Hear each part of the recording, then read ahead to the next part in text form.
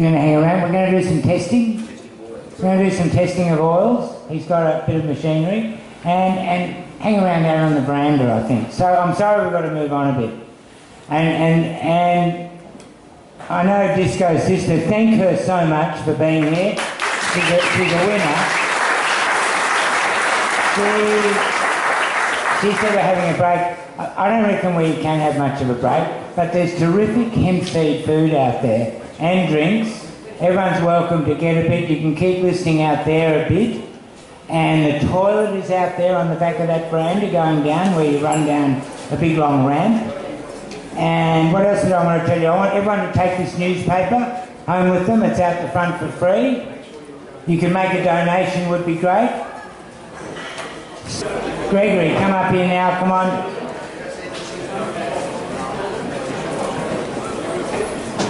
Just in between, before everyone leaves or something, there's something really informative out there on the internet now. It was the Four Corners program from 3.5 weeks ago on ABC TV1, and it's now on iView. You just put iView into Google, and it was called Dying to Dance. It's a Four Corners program. It's only there till the 16th of March, so next week it will be taken away. It shows the attitude of our police against the drug testing, the pill testing, where that killed already 6 people on festivals, and the attitude of our police is just mind-boggling. Please watch it, Dying to Dance, till the 16th of March on iView. It's a really good show. Here's Gregory, Greg James from Murwillumbah. Good afternoon, ladies and gentlemen. Sorry about the voice. Michael invited me here this afternoon to speak on cancer because I was diagnosed back in September 2015 with prostate cancer that had metastasized to the pubic bone, to the bowel, run away into the lymphatic system, the bones, liver and left lung. So I was only given weeks to live. And chemotherapy, they said to me, with chemo, you may live till Christmas. You get to see this one out, and the doctor was quite adamant because I was 59 at the time, and this was about a month before my 60th birthday. So they were pretty well bent that they were going to get me in for chemo. But going back historically, we'll go back 40 years ago, I was shot. It was a fatal gunshot wound, it was an accident, and it actually took my life, and they reanimated my body. Now, in that blast, it came in through the lower right side and moved right through the body, through this way. And if you can see it from down there, it's not a pretty sight. Okay? They took half the stomach, 6 feet of bowel, 6 feet of intestines, half the stomach, the bottom of the left lung, part of the liver, left kidney, and a rib. So I lived pretty much a compromised life for about 40 years, you'd think. But I was only 19 at the time. And the human body is amazing. At that time, I came to the realisation after actually leaving the physical body about 4 times and having it reanimated, the last time I came back and said, well, what's the human body, you know? I'm the one inhabiting this body. It's a computer-controlled, hydraulically operated, biomechanical, solar electric ground transport unit for the soul. Okay?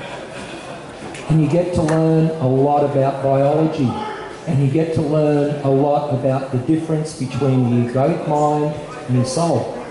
And the soul is the commander. This is where your courage comes from. Now, before I get into the story, I'd just like to teach you something here and now. Everybody in the room, breathe. Breathe down into your abdomen, down below your diaphragm. Fill the lungs. Feel your ribcage expand. Okay? Can you get the oxygen down there? You feel it? If you're feeling that, that's your soul's response is yes. Put your left hand atop your breast. Okay? Left hand only. Never do it with the right. If you cross the body, you short circuit it. Now take that deep breath and ask for yes. Just yes in your mind, and take that deep breath right down here. Alright? That's what your soul feels like when it's agreeing with you. Okay? Ask yourself a question now that is a definite no. Would I go work for that arsehole again? Okay? Something like that. Ask it and breathe and feel the contraction of the diaphragm. The abdomen won't expand, the lungs won't fill. This is really simple testing. This one knows all the truth. Andrew was talking about dosage for cannabis. This is how I do it. I ask my body what it needs. It's quite intelligent, okay? Each one of us here, aside from aliens, are basically fractals of the universe, okay? So you're very, very powerful beings. And the whole journey starts where Andrew got his applause. When you have courage, you start at level 200, a vibration of 200, and you move up from there, okay? Love is 500, enlightenment 900. Anger is right down around 10. And fear is not far above it. And this is what doctors use. So when they came to me and said, you've only got maximum 6 weeks to live, first thing I did was stop and think about it. You know, hang on a second, 10 years ago, you gave me radiation therapy for the prostate. 5 years before that, you cut me open and took a section of my bowel out. And now you're telling me I've got 6 weeks to live? You know what? I don't think I want to be sick.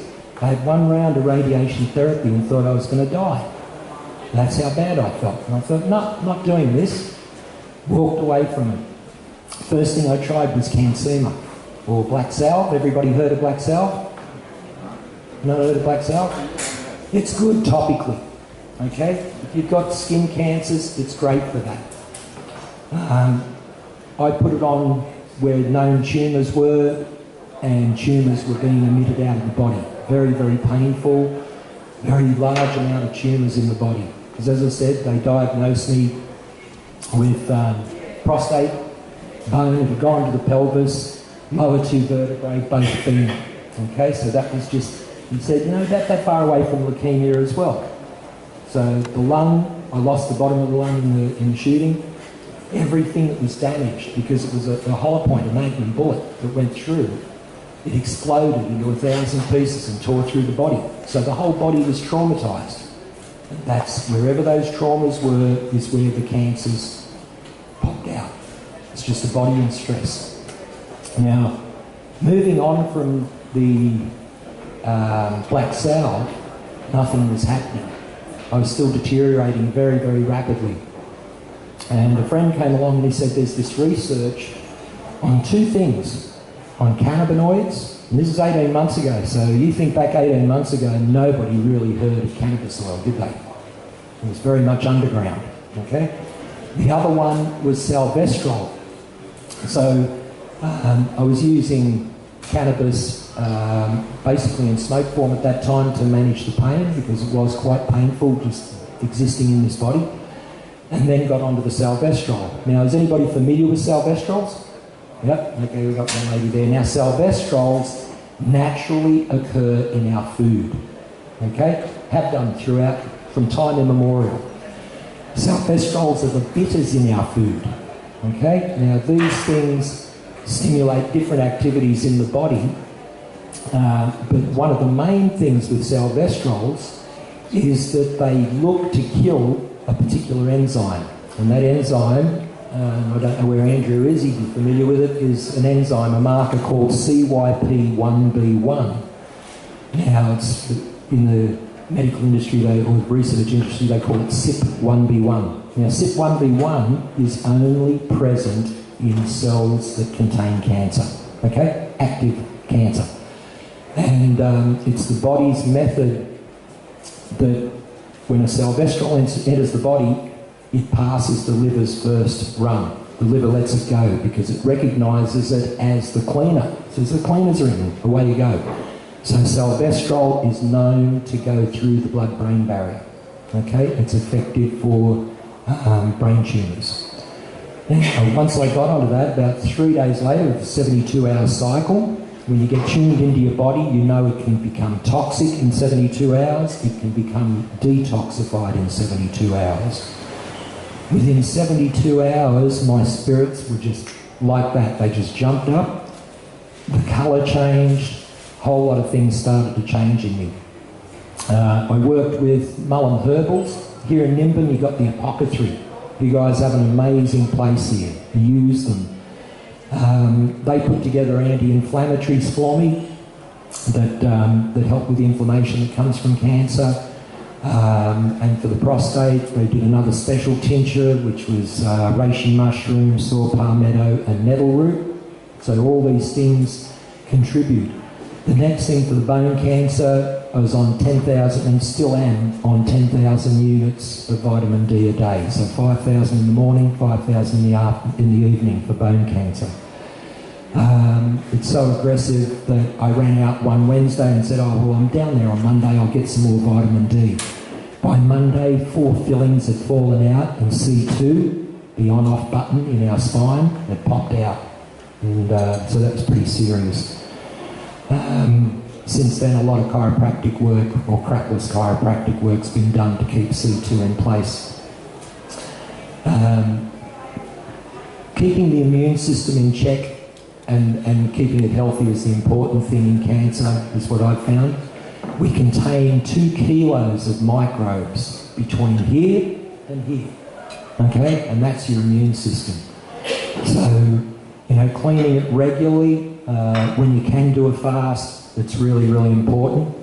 My doctor, who is a GP and also very, very alternate, this is not the guy that diagnosed me. I ran away from those people.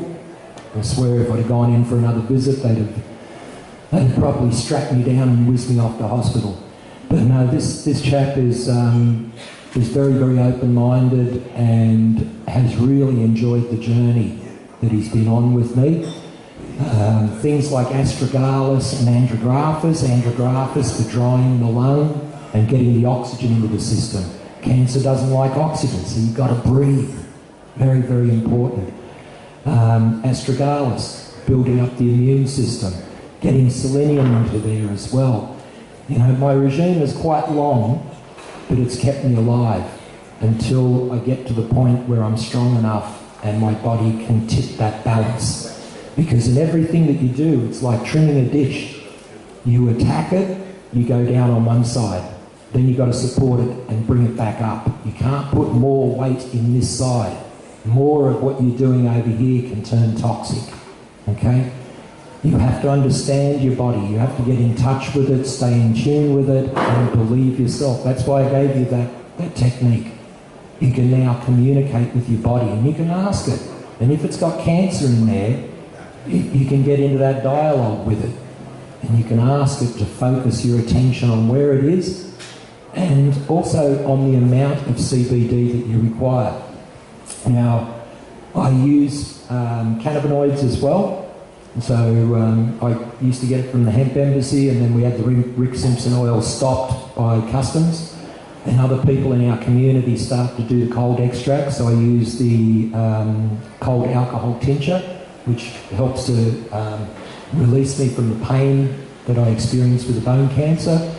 I understand I can't work hard with it because it's a cushion that's helping me to tolerate the pain of the cancer, not a cure for it.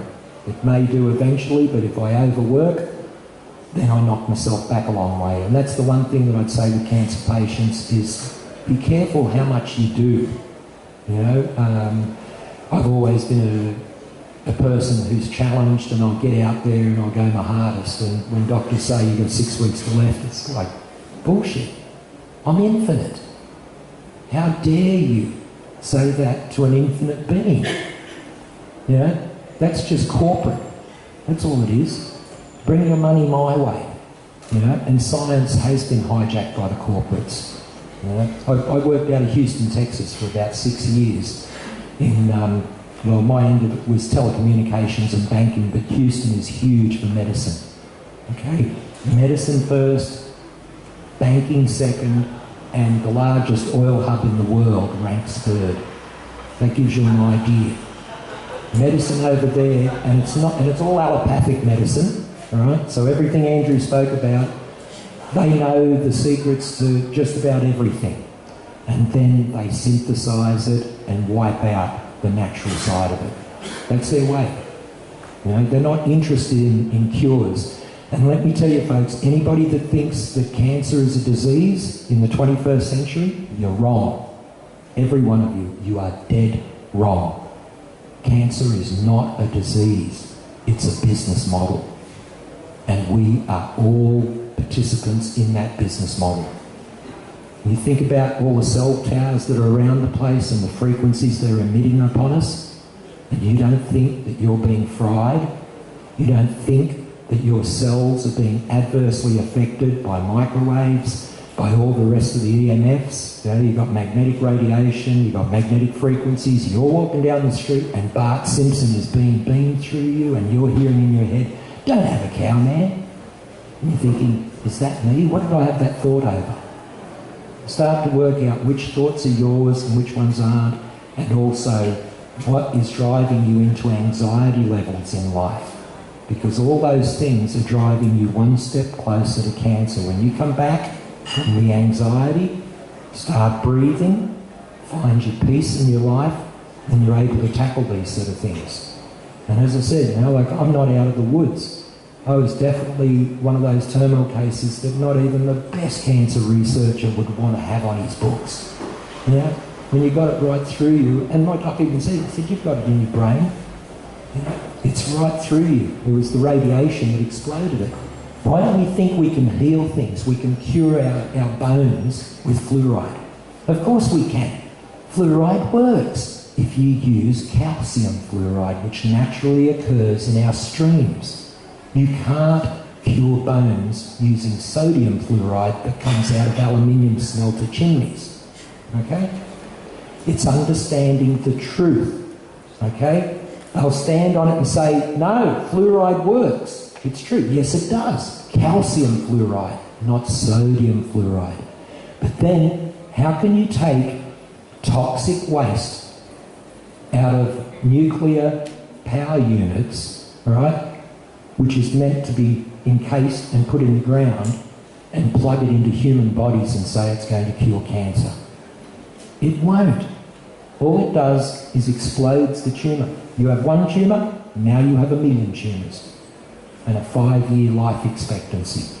Because within 5 years after chemo, you're back in there. And you are being diagnosed with different tumours. Because you took one tumour and turned it into multiple tumours in different sites in the body, and the body deposits different things in different parts of the body.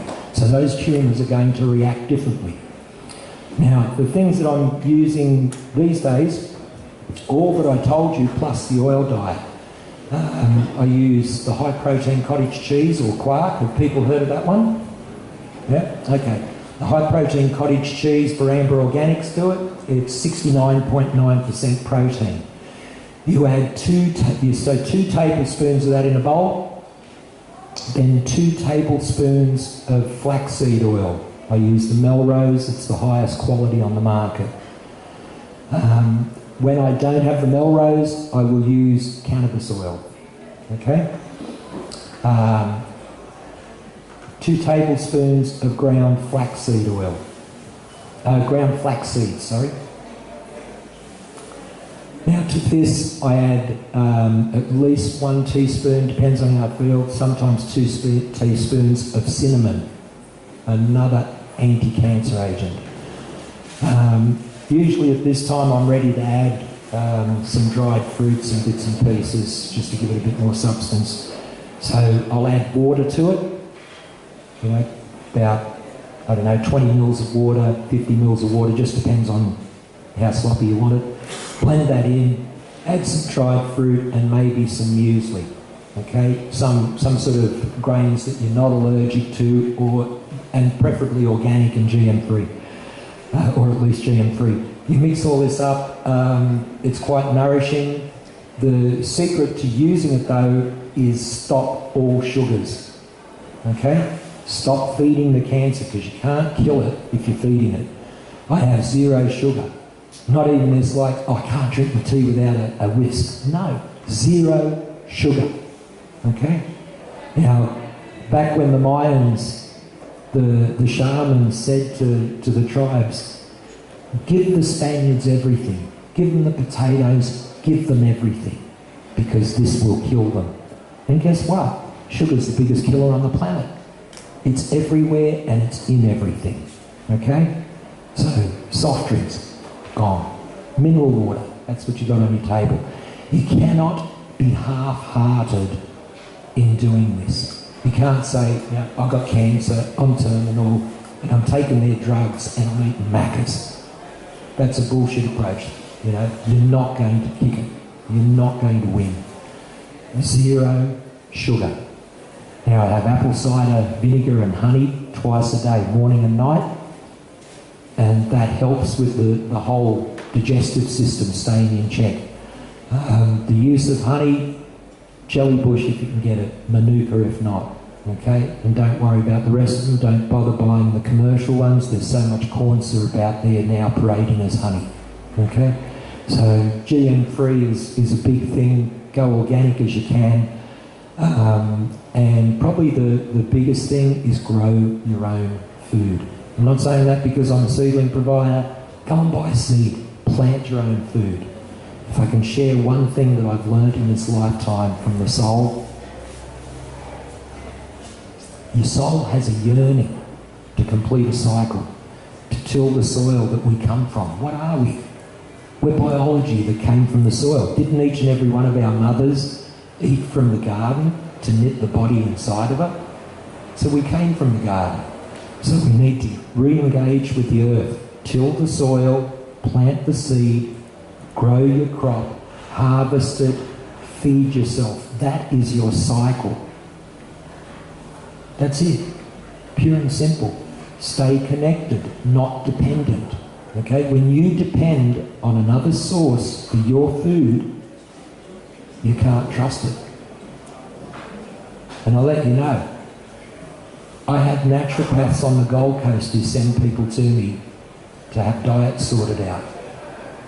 Now, one of them was a lady who brought a 2.5-year-old daughter in, suffering from arsenic poisoning, that was tracked down to certified organic brown rice from China, sold through one of the duopoly supermarket chains. So even certified organic, I have trouble with. I use all certified inputs in everything that I do because I have to have that level of trust. But when I go out to eat, I really struggle because I don't know that I can trust what's being put on the plate before me. And I don't do it much now, very, very rarely, because I can go out to dinner and then end up with a trans fat because they've used canola. All canola is GM now. And then from there, the stomach's upset, then the liver pain comes on, then the prostate pain, then the bones. It's a sequence. The body just goes through. And it lets me know that I've just had some poison go into my body.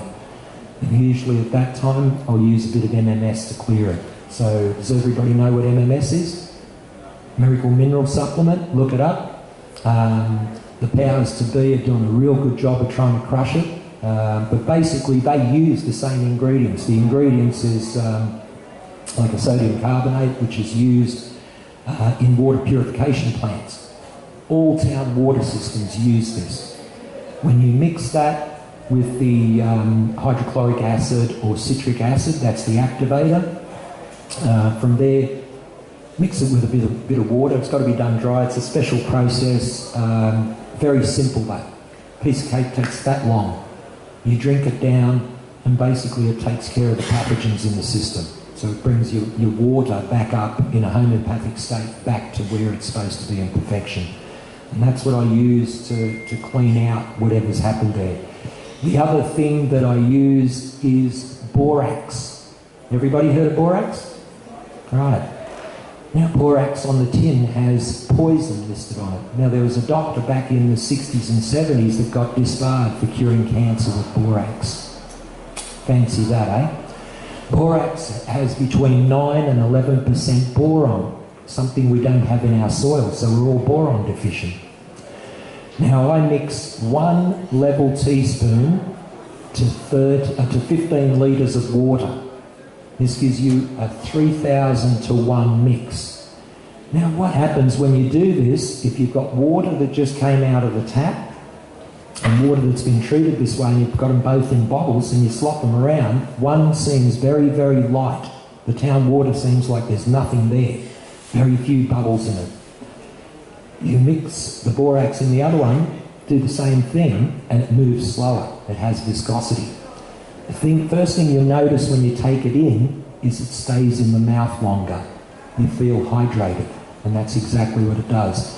In farming, we use boron in this way to rehydrate the soil, because when minerals can't talk to each other in the soil, it's usually through dehydration.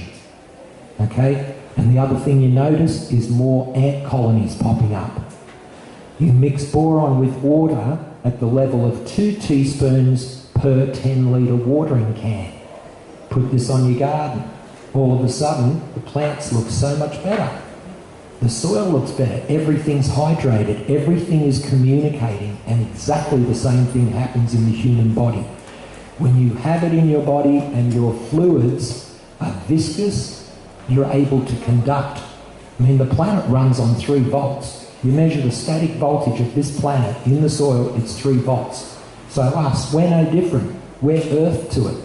We need that 3 volts conductivity running through us for everything to work, for everything to communicate.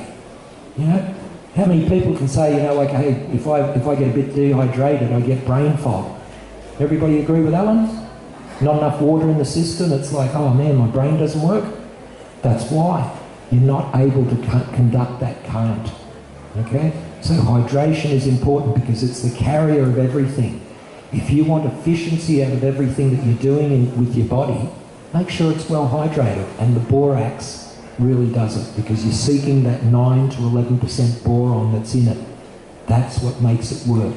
Alrighty? So that's about it from me. I've probably confused you enough, and those who took notes can disseminate it at home. So this lady was first, and I'll get to you. Okay. Regarding the eliminating all sugars, does that include fructose from fruit?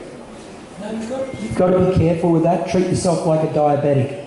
Okay, so minimising what you take in and make sure it's good quality. That's all. Because if you're buying organic or growing it yourself, one piece of fruit is equivalent to maybe half a dozen pieces of fruit or more from conventional, okay? Because that one piece of fruit, if you get it and it is ripe, it's picked ripe, it has all the nutrient in it and it is able to release them and the body is able to absorb them. If you pick something that's not ripe, imagine green plums. What's the body say? Bellyache. It can't deal with them, okay? And we eat food out of supermarkets all the time that's, like tomatoes, for instance. Supermarket tomatoes are GM tomato. Most of Australia's tomatoes, aside from the stuff that's grown up in up around Gladstone, the majority of it's grown up in Kununurra, Ord River country. Okay, you can grow tomatoes year round up there, but they're GM tomatoes. They're plucked, packed into 1-ton crates. Okay, you know what those big 1-ton cubic metre crate looks like. So you imagine being a green tomato on the bottom of that 1-ton crate. You'd think it'd crush, wouldn't you? And then you transport them from just about out of Darwin, basically, right across the country, and you take them down to Sydney and Melbourne and Brisbane, and you put them into cold stores. Now those tomatoes are held for anything up to 9 months. 9 months. Imagine cold stores, huge cold stores with 1-ton bins of tomatoes in there. They go in, they come out through another process. And any banana farmers here? Ethylene? You used to gas them? Gas your bananas? Didn't gas them? No. Normal ripening. Okay. Banana farmers that gas them with ethylene, right? It's a ripener. You gas them overnight, you go from green banana to yellow banana that people will buy. It's not ripe. Still not ripe, is it? No. It's just got colour. Because if you picked it and it wasn't ripe and you gas it, it just sets its trigger off to go into spoilage. And if you happen to pluck it at exactly the right time between being activated, because what have you done? When you gas it, it's apoptosis. You've triggered timed cell death in that piece of fruit, is what you've actually done. So when you gas a tomato, you've done exactly the same thing, timed cell death. Okay? So those things never ripen, so there is no salvestrol in them. You're just eating, it's not even pulp, seriously folks. Okay, so when you're talking about that food, there's no salvestrols in it, there's no real nutritional value in it. You may be getting fibre pushing through the bowel, that's about it. And you're trying to cure diseases that are impacting you, coming in through things like, you know, you look at something as simple as a cake. Okay, can somebody give me a real simple cake recipe? Do you bake cakes? What is it? What is a simple cake? Butter, eggs, sugar, flour, And water. Okay, so why then when you go to a supermarket and you buy a cake, they have a label about that size full of microscopic text that you can't read and a series of petrochemical pharmaceutical numbers, which is what they are. So these foods are full of drugs. Okay? When you create an E number, you're creating it out of petrochemicals and you're putting it through the pharmaceutical process. Okay? So if you're on other pharmaceuticals and you eat one of these cakes, you could be doing damage to yourself by turning off or over-enhancing a pharmaceutical. So what do? You go back to the doctor and tell him that this is happening. So he says, oh, well, we need something else to send that to sleep, because that's all allopathic medicine does, is sends a symptom to sleep. That's all it does. So they're going to give you another one, which is going to have a side effect. And then if you change diet and eat something else out of the supermarket that's got a different range of E numbers in it, that are in a different combination to give a different flavour, they have a different reaction with the pharmaceuticals that you're on. So you can see then you end up in this spiral of reducing your health. You're chemically toxic if you go that track. So diet is paramount. Make it clean, make it out of backyard, and make it that you can trust it. Okay? That's about it, folks.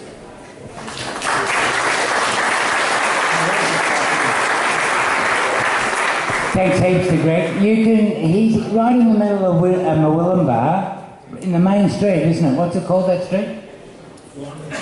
Nimbin Street. He's got his organic seedlings, wonderful nursery on this side right there. So many thanks, Greg. Thanks heaps, man. And I thought Steve waited patiently, Steve Bolt, but I thought maybe you want to have a 10-minute break. Anyone want to get a drink or something to eat, or the toilet's out there? And then Steve will be talking about saliva testing, new legislation, whatever legal questions you might have. So grab something to eat if you want, or a drink. Check out the Hemp Embassy down there if you're in town. And any hemp seed you want to buy or anything. And we'll be back here in 10 minutes, no more, because I've got lots happening. Thanks.